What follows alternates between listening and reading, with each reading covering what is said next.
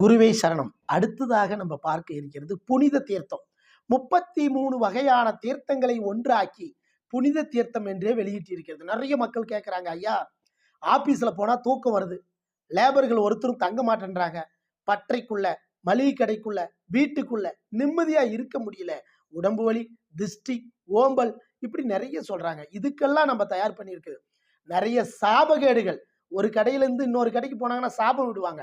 அந்த சாபகேடையும் போக்கக்கூடியதுதான் இதுல இருக்கிற பிரம்ம தீர்த்தம், ராமேஸ்வர தீர்த்தம், கங்க தீர்த்தம், அப்புறம் கூடுதீர தீர்த்தம், தீர்த்தமல தீர்த்தம், யமன் தீர்த்தம், அனுமன் தீர்த்தம், இப்படி சொல்லக்கூடிய அத்தனை தீர்த்தங்களையும் ஒன்றாக்கி இங்க நாங்க உங்களுக்கு தயார் பண்ணி கொடுத்திருக்கிறோம்.